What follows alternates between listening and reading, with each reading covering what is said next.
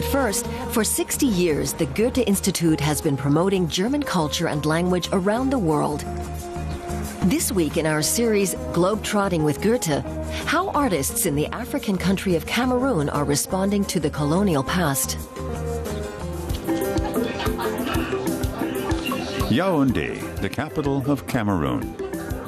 Pascale Marthine Tayou is the country's best-known artist and divides his time between Cameroon and Europe. He's long been part of the international art scene. This isn't the first time Pascale Marthine Tayou has collaborated with the Goethe Institute. This time he's working as artistic director of a project that combines culture and history. The local branch of the Goethe Institute sees acknowledging the colonial era and its legacy as part of its mission. Tayou himself has some unexpected ideas about the relationship between Europe and Africa.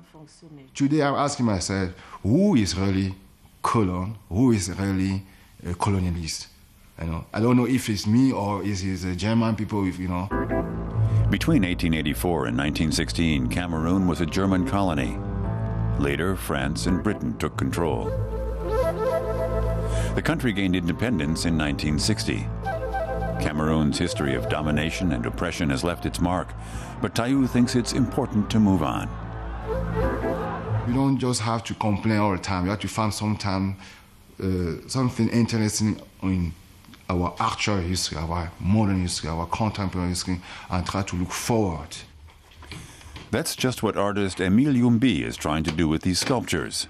They're based on an idea developed by Tayou.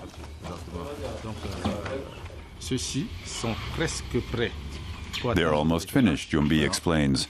They're going to be encased in concrete and then painted.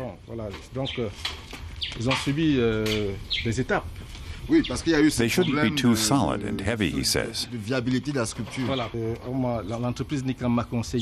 Later, they're going to be mounted on pillars, which will line this bridge outside the town of Yaoundé, built under German colonial rule in 1903.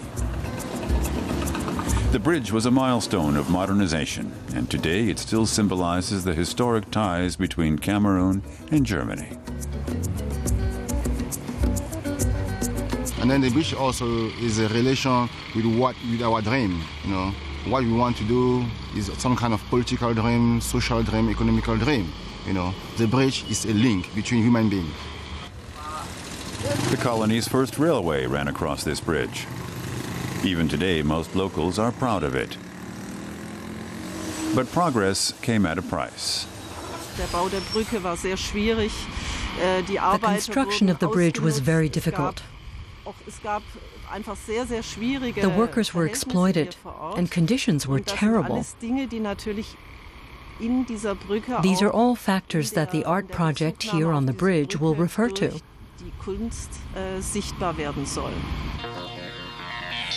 This is a mock-up of how Tayou's design will look.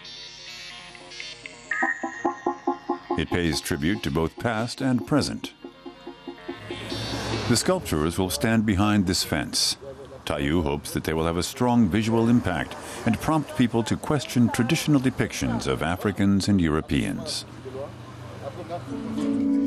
Local craftspeople have been making these wooden figures since the colonial era. Are they Africans dressed like Europeans or Europeans with dark skin? The oversized versions will play on these ideas. I'm trying to make a zoom on some kind of aspect. It's a way to play.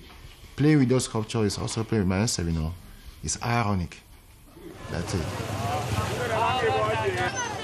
He hopes that his artwork will help boost the image and self-confidence of Yaoundé. The public has high expectations of him. Maybe young people will want to look like the sculptures themselves, or maybe even be like them. It's a new image, a new way of remembering history. It will be a public attraction, something that makes people think. The sculptures will certainly help upgrade Yaoundé, a town that has mainly been known as somewhere you pass through on the way to the big cities. Locals can earn a bit of money selling snacks. Until now, no one associated this place with art.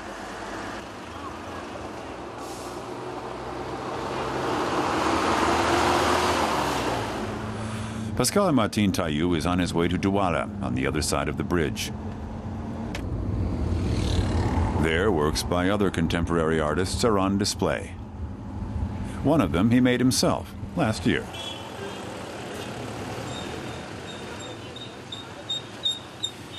His tower of stacked-up soup bowls decorates the city center, the sort of bowls everyone in Cameroon has in their kitchen. Perhaps that's why it struck an instant chord with the public. They say that it was a piece for magic scene, so that people have to come, magicians have to come tonight to make a big dinner. So they come here and then they move all the plates and then they eat. And then when the day comes up, they put the plate and then they fly away. Tayou makes art that offers people some respite from everyday life and maybe even changes their way of seeing the world. And by the bridge in Idea, things really will look very different once his sculptures are in place.